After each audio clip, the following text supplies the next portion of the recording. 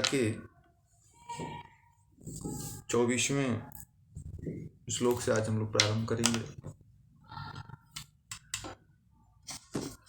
तो इसमें जो है कहते हैं भगवान श्री कृष्ण की परंतु जो कर्म फल की प्राप्ति की इच्छा वाले व्यक्ति द्वारा अहंकार की भावना से प्रेरित होकर किया जाता है उसमें बहुत परिश्रम लगता है, ऐसा कर्म राजस कर्म कहलाता है। ठीक है, कह रहे हैं कि जो कर्म फल की प्राप्ति की इच्छा वाले व्यक्ति द्वारा, जो कर्म किसके द्वारा, फल की प्राप्ति की इच्छा, जो व्यक्ति फल की प्राप्ति की इच्छा वाला है व्यक्ति द्वारा अहंकार की भावना से प्रेरित होकर के, इसमें फल की प्राप्ति और अहंकार की भावना तथा परिश्रम, ये तीन चीज जब मिलते हैं तो वहां पे राजस कर्म होता है। क्या क्या नोट कर लीजिएगा आप लोग, क्या क्या होता है? कर्म फल की प्राप्ति की इच्छा, फल की इच्छा, अहंकार और परिश्रम, ये तीन चीज जब ज्यादा लगता है तो समझना आप लोग कि वहां पे राजस कर्म कहलाता है, वो राजस कर्म होता है। ठीक है, तो आप लोगों ने देखा भी होगा कि जो ज्यादा जिसको कर्म फल की इच्छा होती है ना, वो व्यक्ति बड़ा मेहनत करता है कि अरे मेहनत कर लो, ये मिलेगा। अभी कुछ पढ़ लेते हैं, अभी कुछ पढ़ाई कर लेते हैं, बड़ी बड़ी नौकरी मिलेगी, फिर पैसा पीट के कमाएंगे और सरकारी काम में उस ऑफिस में नहीं जाएंगे, 2-4 दिन गोला भी मार देंगे तो चलेगा, और सरकारी नौकरी लग गई तब तो फिर ठाट से जिंदगी चलेगी, फिर तो कोई टेंशन ही नहीं है। लोग ऐसा सोचते हैं ना। तो वहां पे क्या होता है, वहां पे फल की इच्छा होती है और अहंकार की भावना होती है। अहंकार ये होता है कि उस व्यक्ति के अंदर हमेशा ये चला करता है कि मैं तो गवर्नमेंट सर्वेंट हूं, मैं सरकारी कर्मचारी हूं, मुझे तो कोई प्रॉब्लम ही नहीं है। ऐसा होता है कि नहीं होता है? होता है ना। गवर्नमेंट सर्वेंट ऐसा ही सोचता है ना। फिर तो वो राजसिक भाव में तो राज तो करता ही है, उसके अंदर राजसिक भाव भी आ जाता है। आता है कि नहीं आता है?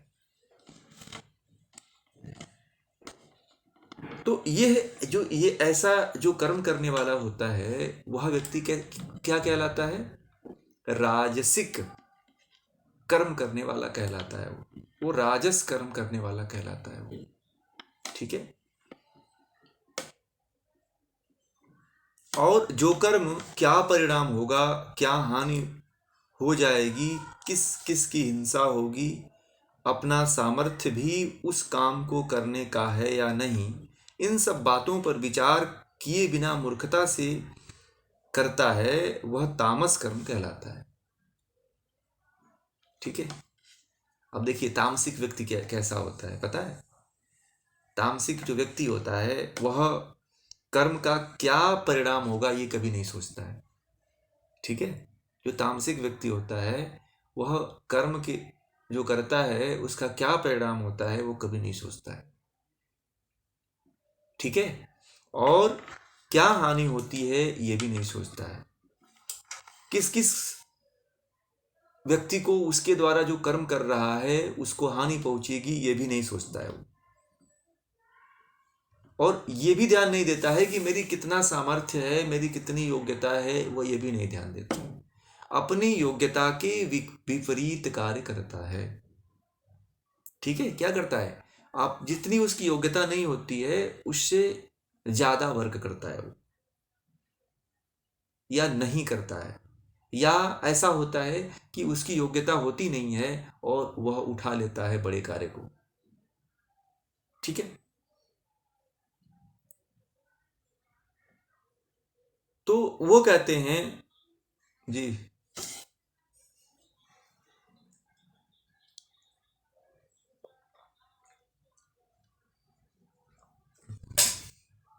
किसकी बात कर रहे हैं हम? अब सुनिए। जो कर्म परिणाम का ध्यान, आपने कर्म फल की इच्छा रख लिया ना कि ये परिणाम इसका होगा, परिणाम का तो पहले ही ध्यान दे दिया ना आपने कि मुझे ये फल मिलेगा, फिर कर्म फल की इच्छा तो हो गई यहाँ पे ना, तो तामसिक हो गया, यहीं पे हो गया।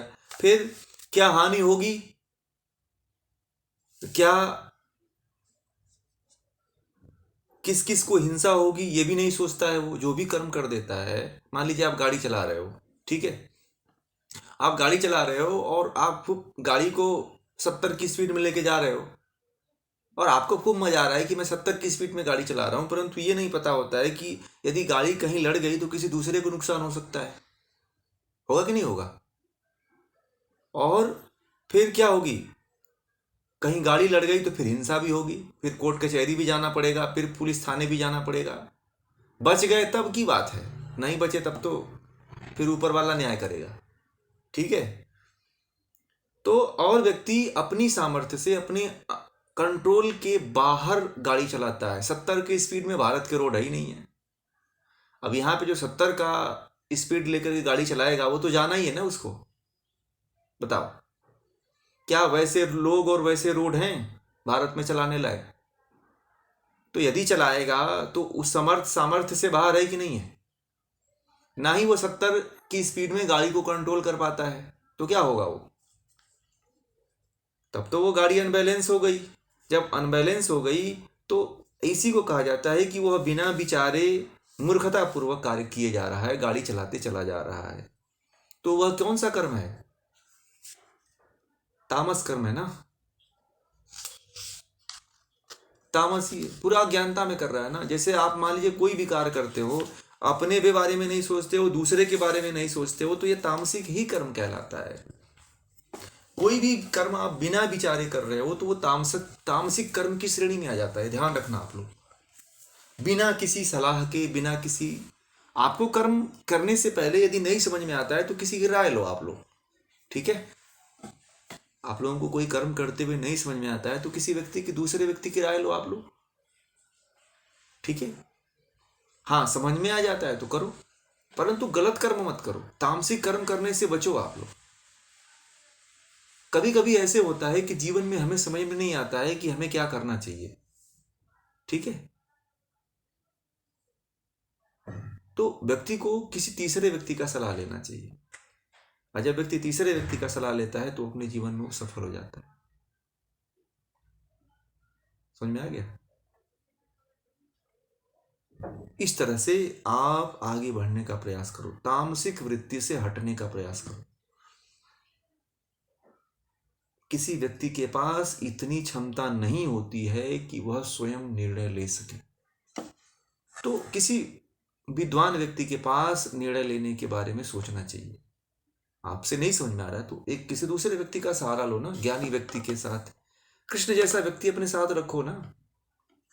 मैं कहता तो हूं आपको कि हर समय कृष्ण जैसा व्यक्तित्व तो आपके साथ होना चाहिए। जीवन में कोई समस्याएं आती हैं तो उसके बारे में आप लोग राय लो, पूछो, बात करो, व्यवहार करो। ऐसे मत जीवन को जाने दो आप लोग। समझ में आ गई बात? ऐसे जीवन को मत खोने दो आप लोग। जीवन बड़ा अनमोल है भाई, आप लोग ऐसे मत खोया करो।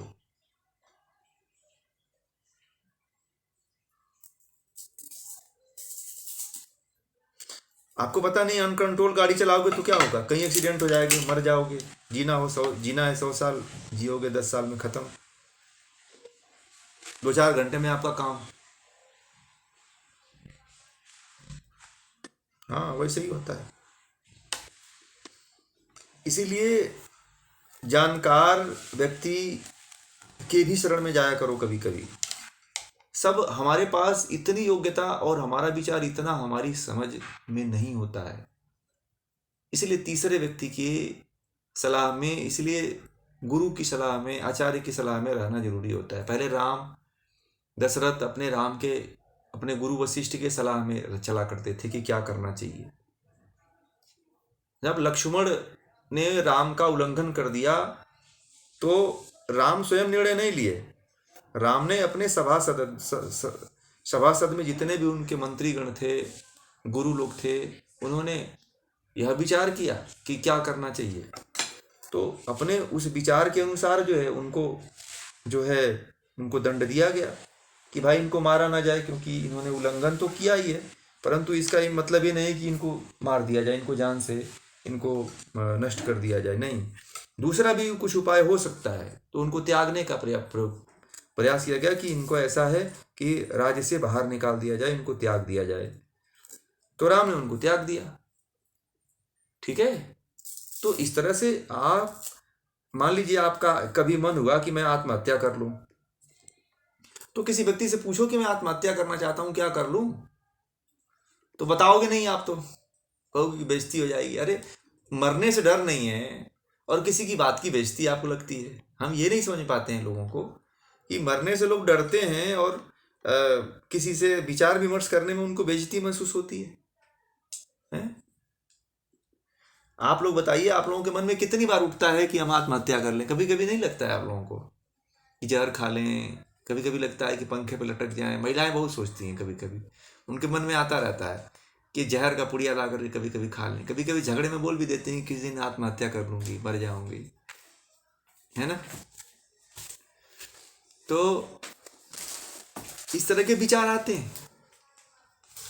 तो कभी पूछा करिए कि मेरा मन कर रहा है आत्महत्या का। मुझे तो बहुत से लोग, बहुत से महिलाएं, बहुत से पुरुष मिले जो मुझे ऐसा कहते हैं कि मेरा तो मन करता, कई बार ऐसा मन करता है कि आत्महत्या कर लूं। और बहुत पढ़े लिखे लोग मुझे मिले हैं, वो ऐसा कहते हैं कि मेरा मन कर रहा है कि मैं आत्महत्या कर लूं। और मैंने बहुत से बड़े बड़े लोगों, मैंने एक ऐसे व्यक्ति के बारे में बताऊं जो शिक्षा का उच्च अधिकारी रहा है पूरे प्रदेश का। वह व्यक्ति जो है करीब पिछले 4 सालों से आत्महत्या करने का प्रयास कर रहा था। और वो कहता था कि जब मैं घर से निकलता था, अकेले गाड़ी लेके निकलता था और इतना स्पीड में रफली गाड़ी चलाता था कि कहीं लड़ जाए गाड़ी, परंतु लड़ती नहीं थी। और मैं प्रतिदिन बच जाता था। मैं सोचता था कि आज जाऊंगा तो मैं बच के नहीं आऊंगा, ऐसा गाड़ी चलाऊंगा। वो बोलता था कि मेरे साथ 3 साल से हो रहा है परंतु मैं मर नहीं रहा हूं।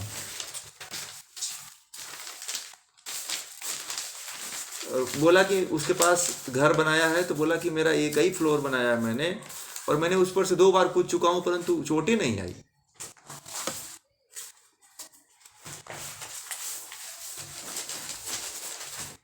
ठीक है, उस पर से भी बच गए। तो ऐसे हैं लोग। तो जब मुझे बताया तो उसके बाद उसकी काउंसलिंग हुई, उसको समझाया गया, उनको बताया गया कि आप तो ये मूर्खों जैसे काम कर रहे हो, बच्चों जैसे काम कर रहे हो। तब उनको समझ में आया, बोले कि अब तो मुझे नया जीवन मिला है, इससे पहले तो मैं अज्ञानता में था, इसीलिए बार बार ऐसे सोचता रहता था। तो आप लोग सोचते हैं कि हमारी बेइज्जती, अरे बेइज्जती से बढ़कर के मौत है क्या? बताइए।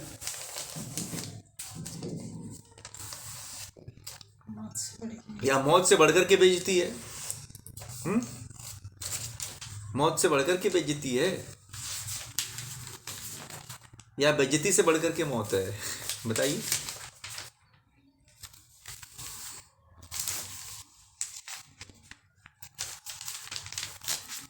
तो इस चीज को आप लोग समझिए और इससे आगे बढ़ने का प्रयास करिए।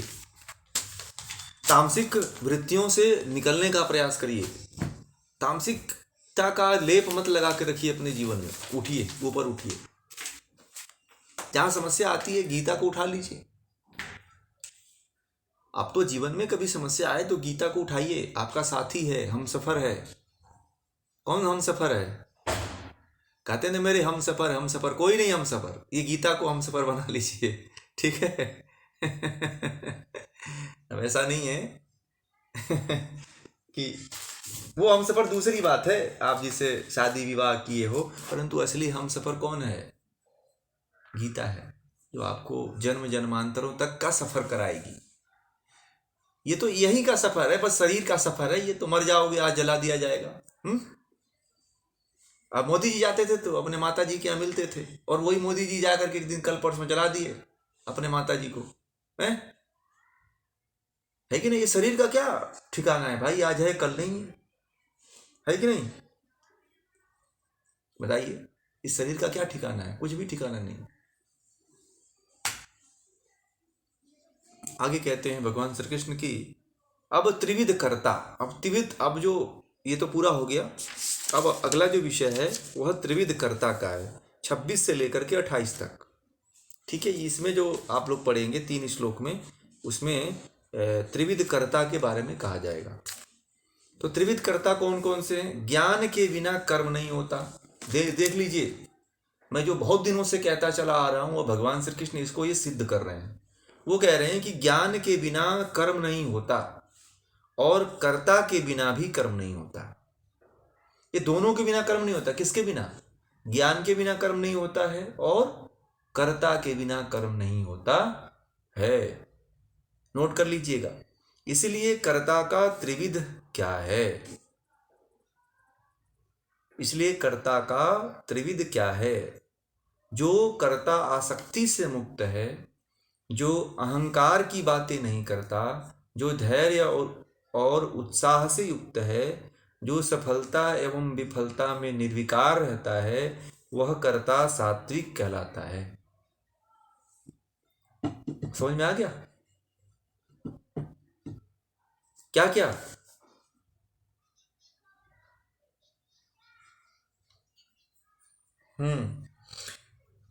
ज्ञान के बिना कर्म नहीं होता, कर्ता के बिना भी कर्म नहीं होता। इसलिए कर्ता का त्रिविध क्या है? तो ज्ञान और कर्म दोनों के बिना कर्म नहीं होता है। तो जो कर्ता आसक्ति से मुक्त है, जो करने वाला, मान लीजिए करने वाला आप हैं, तो आप लोग यदि आसक्ति से मुक्त हैं, अहंकार की बातें नहीं करते हैं, आसक्ति से मुक्त हैं, अहंकार की बातें नहीं करते हैं और धैर्य तथा उत्साह से युक्त हैं और सफलता और विफलता में निर्विकार रहते हैं, मतलब कोई क्रिया प्रतिक्रिया नहीं करते हैं, वह कर्ता सात्विक कहलाता है। क्या कहलाता है? सात्विक कहलाता है।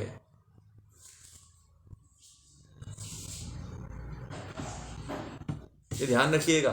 क्या क्या नहीं होना चाहिए सात्विक कर्म करने वाले के अंदर? आसक्ति नहीं होना चाहिए, अहंकार की बातें नहीं होनी चाहिए उसके भीतर, धैर्य और उत्साह उसके पास होना चाहिए, धीरता होनी चाहिए, उत्साह होना चाहिए, सफलता, चाहे सफलता मिले चाहे असफलता, उसमें सम रहने वाला व्यक्ति चाहिए। वही व्यक्ति सात्विक कर्ता कहलाता है। ठीक है? सफलता मिले चाहे असफलता मिले, अब तो जीवन में हम चल चुके हैं, अब बस इसी में एक समान बना रहे, चाहे वो सफल हो चाहे असफल हो, धैर्य धारण किए रहे। इसी को सात्विक कर्ता कहते हैं। ठीक है? और जो कर्ता राग से, आसक्ति से प्रेरित है, जो अपने कर्मों का फल पाने के लिए उत्सुक रहता है, जो लोभी है, जिसका स्वभाव हिंसा करने का है, जो अपवित्र है, जो हर्ष और शोक से लिपायमान है, वह कर्ता राजसिक कहलाता है। क्या कहलाता है? राजसिक कहलाता है। जो कर्ता राग से, क्या हो? राग से और आसक्ति। राग क्या होता है? राग लगा लो। सब लोग राग लगाने के लिए दौड़ में हैं कि मेरे पास कितने मित्र मेरे बने, कितने फ्रेंड बने मेरे, कितने दोस्त बने, कितने मेरे जानने वाले लोग बने। सब लोग लगाना चाहते हैं कि नहीं लगाना चाहते हैं? आज दुनिया पूरी राग से ग्रसित है कि नहीं? हर कोई चाहता है कि मेरे फॉलोवर बढ़ें, मुझे लोग फॉलो करें। यही चाहते हैं ना लोग।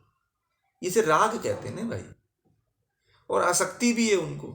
आसक्ति है कि मैं ये करना चाहता हूँ, मैं यही करूँ, मुझे यही चीज़ मिलती रहे, मेरा जीवन ऐसे ही चलते रहे, ऐसी मज़े में चलता रहे। तो उसमें वह आसक्त हो गया, जिसको आज के समय का कंफर्ट जोन कहते हैं।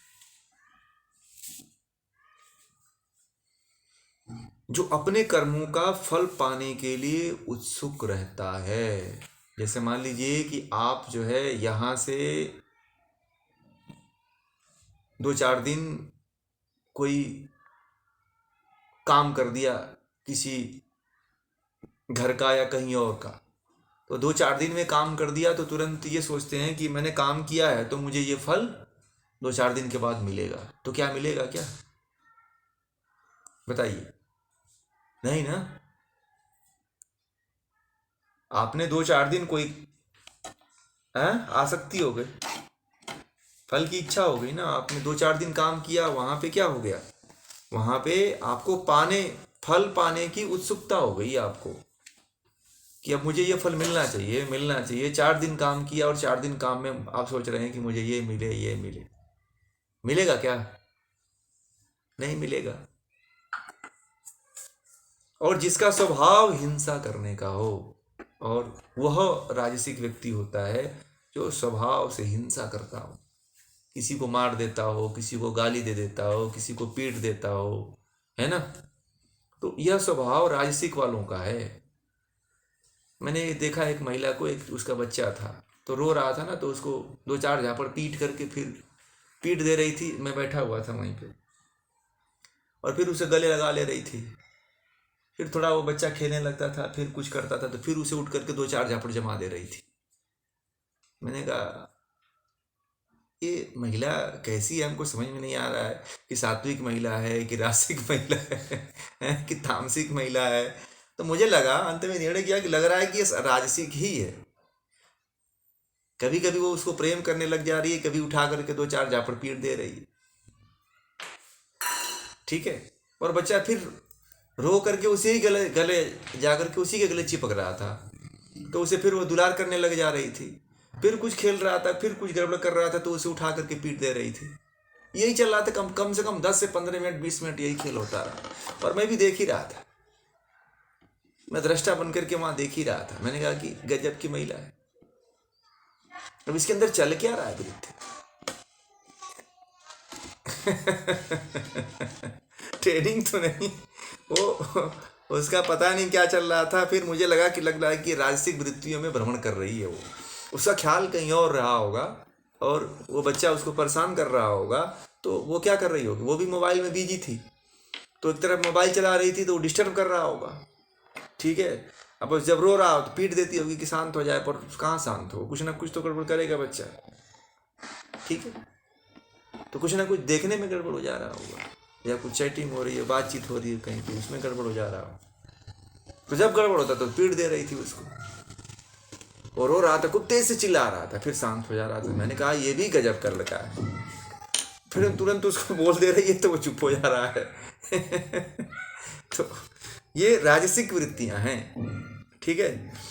और जो अपवित्र हो, जो जिसके अंदर पवित्रता का भाव न हो, ठीक है, जो हर्ष और शोक से लिपायमान है, वह कर्ता राजसिक कहलाता है। जो हर्ष भी करता हो और तुरंत शोक ग्रसित होकर के शायरी बोलने लगता हो, तो यह क्या होता है, ऐसा व्यक्ति जो है राजसिक होता है। जैसे आजकल के लोग होते हैं ना, जब दुख होता है तो खूब अच्छे अच्छे फिल्म रोमांटिक गाने सुनते हैं। ठीक है। और जब दुखी होते हैं तो देखिएगा उनके मोबाइल में, उनके रिंग टोन पे और उनके आसपास, उनके घर में जब गाने जो बजेंगे वह एकदम बजेंगे कि अब ऐसे ऐसे ऐसे गाने बजाएंगे कि लगेगा कि इनके जैसा कोई दुख ही नहीं है। सही बता रहा हूँ कि नहीं बता रहा हूँ? तो यह जो गुण होता है वह राजसिक गुण होता है। आप लोग ही देखिए, आप लोग कभी कभी ऐसे होता होगा आप लोगों के साथ भी। मैं दूसरे की बात नहीं कर रहा हूँ, आप लोग खुद देखिए, आप लोगों के साथ भी होता होगा।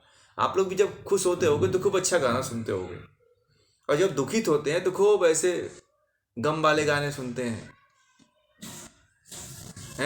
अपने रिंगटोन चेंज कर देंगे। फिर कोई आपका जो जानने वाला होगा, अरे पूछेगा अरे क्या हुआ भाई, कौन सा दुख पड़ गया? पूछता है ना ऐसा। तो आप कहते हो नहीं नहीं कोई ऐसी बात नहीं है, फिर आप चेंज करते हो।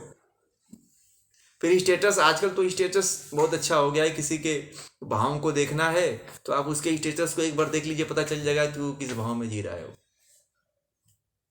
ठीक है। है कि नहीं? व्यक्ति को आजकल के समय का हर व्यक्ति अपने हर एक एक क्षण क्षण क्षण को जो है किसमें कैद कर रहा है, स्टेटस में कैद कर दे रहा है, और व्यक्त कर देता है कि मैं इस समस्या से ग्रसित हूं और मैं इस इस भाव में मैं जी रहा हूं। ठीक है। तो ये क्या है, ये राजसिक गुण है। राजसिक जो रजोगुण होता है वह कभी कभी शोक में चला जाता है, कभी कभी दुख में चला जाता है। ये राजसिक गुण का लक्षण होता है। तो अगर ऐसा कोई है और आप लोगों के भीतर हो तो समझना कि हम राजसिक गुण में ही जी रहे हैं, अभी सात्विक गुण में नहीं जी रहे हैं। ठीक है, सात्विक गुण में जीने के लिए भी आप लोगों को प्रयास करना है।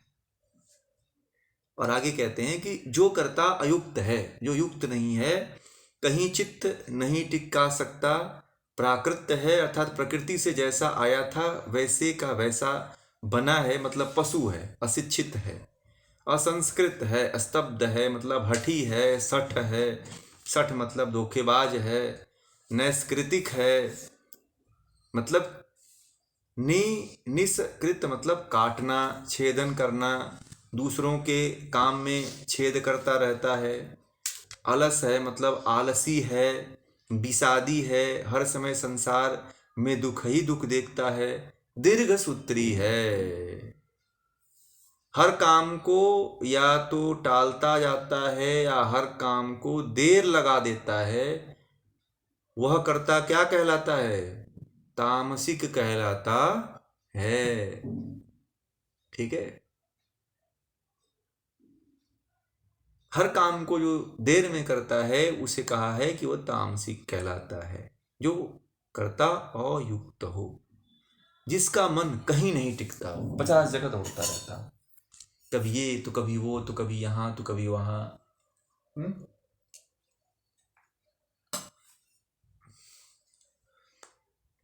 प्रकृति से मतलब जैसा पैदा हुआ था वैसे ही रहता है, उसके उसके अंदर न कोई ज्ञान होता है, न बुद्धि होता है, न विवेक होता है, न उसके अंदर शिक्षा होता है। प्रकृति ने जैसा उसको पैदा कर दिया पशु के समान, वैसे ही अपने जीवन को जीता रहता है।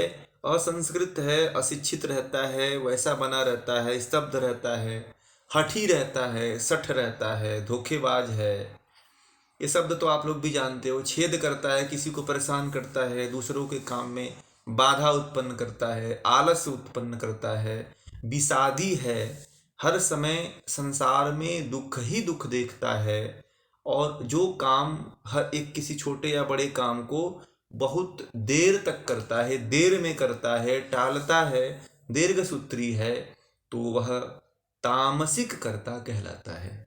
समझ में आ गई बातें कि तामसिक कर्ता किसको कहते हैं? तो ये तो आप लोग अपने आसपास भी देखते होंगे, तामसिक कर्ता तो बहुत मिल जाएंगे आपके आसपास। और जितने घरों में लोगों को एक नौकर होते हैं ना, सब तामसिक वाले ही होते हैं। ठीक है, एक लोग उनके नौकर हैं, तो बता रहे थे कि मैं उसको पानी मांगता हूं तो बहुत देर में पानी लेकर जाएगा, जब तक कि 2-4 बार चिल्ला ना दो। कोई काम वो नौकर बना के रखे हुए हैं, उसको पैसा भी देते हैं, कहते हैं कि कोई काम जब उसे कराना होता है तो खड़े होकर कराना पड़ता है, और नहीं कराओ तो उसे छोड़ देता है, करेगा भी नहीं। दूध उबल रहा है और नहीं कहो कि बंद कर दो तो बंद भी नहीं करता है। पानी ऊपर भर रहा है टंकी का, टंकी से पानी गिर रहा है, जब तक आप नहीं कहेंगे टंकी नहीं बंद करेगा, और कहेगा कि आपने कहा ही नहीं। तो ये क्या है? ये सब तामसिक वाले हैं, असंस्कृत हैं, अपरिपक्व हैं। ठीक है, अब इनकी बुद्धि विकसित नहीं होती है, प्रकृति से जैसा पैदा हुए होते हैं वैसे ही बने रहते हैं, तो ये लोग तामसिक कर्ता कहलाते हैं। ठीक है, अब आगे कहते हैं कि बुद्धिर्भेदम घृतेश्चैव गुणस्त्री विधम शृणु प्रोच्यमानस शेषेण पृथक्त्वेन धनंजय। अब त्रिविध बुद्धि, 3 प्रकार की जो बुद्धि है वो कौन कौन सी है? प्रवृत्तिम च निवृत्तिम च कार्याकारी भया भये बोधम मोक्षम च या वेत्ति बुद्धि सा पार्थ सात्विकी यया धर्मम धर्मम च कार्य चाकार्यमेव च अयथावत् प्रजानाति बुद्धि सा पार्थ राजसी सधर्म धर्ममिति या मन्यते तमसा वृता सर्वायान विपरीतांश बुद्धि सा पार्थ तामसी। तो कहते हैं हे धनंजय, अब त्रिविध बुद्धि के बारे में सुनो कि 3 प्रकार की बुद्धि वाले व्यक्ति कौन कौन होते हैं, उनको सुनो।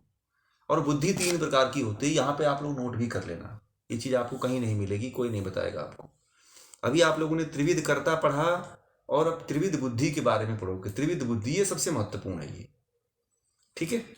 हे धनंजय, तू सत्व रज तम इन तीनों गुणों के अनुसार बुद्धि और धृति के 3 भेदों को सुन, जिन्हें मैं पूरी तरह से अलग अलग करके बतलाता हूं। तो क्या कह रहे हैं भगवान श्री कृष्ण कि हे पार्थ, जो बुद्धि प्रवृत्ति मार्ग और निवृत्ति मार्ग के भेद को समझती है, जो करने योग्य कार्य और न करने योग्य कार्य में भेद कर सकती है, जो इस बात को समझती है कि किससे डरना चाहिए और किससे नहीं डरना चाहिए, क्या वस्तु आत्मा को बंधन में डालती है, क्या बंधन से छुड़ा देती है, क्या बुद्धि सात्विक होती है, वह बुद्धि सात्विक होती है। तो भगवान श्री कृष्ण ने अर्जुन से कहा कि कौन सी बुद्धि सात्विक होती है यह जान। तो क्या क्या उन्होंने, जो बुद्धि प्रवृत्ति और निवृत्ति, तो उन्होंने बहुत अच्छा एक विषय बताया कि प्रवृत्ति और निवृत्ति, प्रवृत्ति मार्ग और निवृत्ति मार्ग, मतलब ये जो ऐसे मार्ग हैं जो एक तो संसार की तरफ रहता है और एक जो है मोक्ष की तरफ रहता है। तो जो बुद्धि जो है संसार मार्ग की तरफ जो हम प्रवृत्त हैं, जिस काम में प्रवृत्त हैं, और निवृत्त मार्ग जो हमें जिससे हम छूटना चाहते हैं, तो के भेद को जानता है, प्रवृत्ति और निवृत्ति के भेद को समझता है, क्या सही है क्या गलत है उसको जानता हो, कौन सा कर्म हमें कर करके करना चाहिए और कौन से कर्म करके हमें मुक्त होना चाहिए, इस कर्म को वो अच्छी प्रकार से जानता है। जो करने योग्य कार्य है, कार्य और न करने योग्य कार्य में भेद कर सकता है। करने योग्य कार्य को जो है प्रवृत्ति मार्ग कहते हैं, न करने योग्य कार्य को जो है निवृत्ति मार्ग कहते हैं। ठीक है ना, नोट कर लीजिएगा आप लोग। जो इस बात को समझता है कि किससे डरना चाहिए, ठीक है, जो इस बात को जानता हो कि किससे डरना चाहिए और किससे नहीं डरना चाहिए, मतलब कौन से कर्म से, बुरे कर्मों से डरना चाहिए और अच्छे कर्मों से नहीं डरना चाहिए। ध्यान रखिए, जो सात्विक प्रवृत्ति वाला व्यक्ति होता है वो बुरे कर्मों से डरता है और अच्छे कर्म करने में हमेशा प्रवृत्त रहता है, बुरे कर्मों से वो निवृत्त रहता है। यह सात्विक जो कर्ता होता है उसका एक लक्षण होता है, ठीक है। और क्या वस्तु आत्मा को बंधन में डालती है, क्या बंधन से छुड़ा देती है, वैसी जिसकी बुद्धि होती है वह सात्विक बुद्धि कहलाती है। तो कौन सी वस्तु उसे किस वस्तु से जुड़ेगा तो वो बंधन में पड़ेगा, किस वस्तु से जुड़ेगा तो बंधन से छूटेगा, वह बुद्धि जो है सात्विक बुद्धि होती है। क्या होती है? सात्विक बुद्धि होती है। आपको पता है कि आप संसार में जाओगे तो क्या होगा, संसार में फंसोगे। यदि संसार में रह करके आप भगवान श्री कृष्ण के गीता जैसे ग्रंथों का स्वाध्याय करोगे तो आप क्या होगे, संसार से छूटेंगे। यदि आप गीता जैसे ग्रंथ का स्वाध्याय नहीं करोगे तो क्या होगा, संसार में बंधे रहोगे ना, है कि नहीं, बताइए आप लोग। यही निवृत्ति मार्ग है, प्रवृत्ति मार्ग है। आगे कहते हैं कि हे पार्थ, जिस बुद्धि के द्वारा मनुष्य धर्म और अधर्म को, कार्य और अकार्य को ठीक ठीक नहीं समझ पाता, वह बुद्धि राजसी होती है।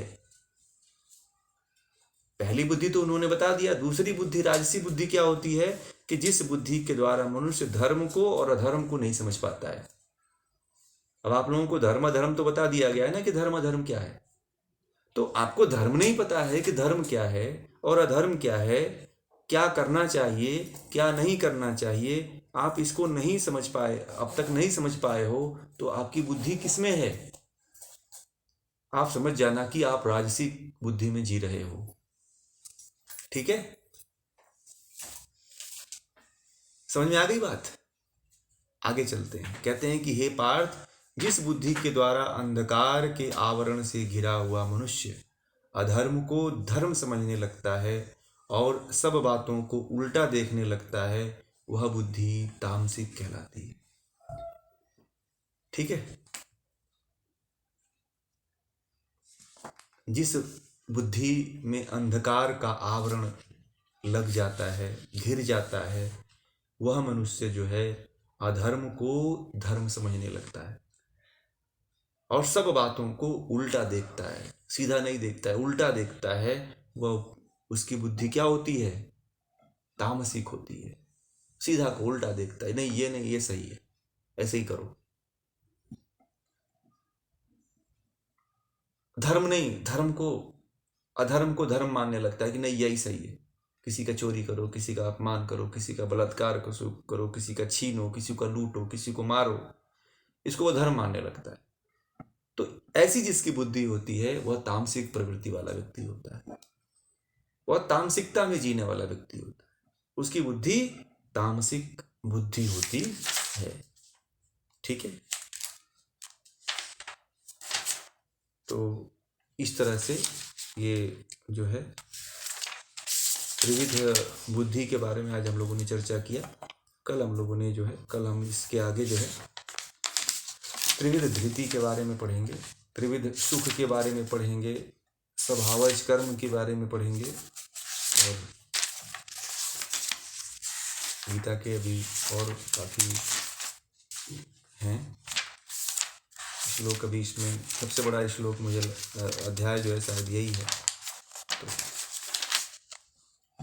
हो जाएगा 2-4 दिन में ये भी पूरा। ठीक है।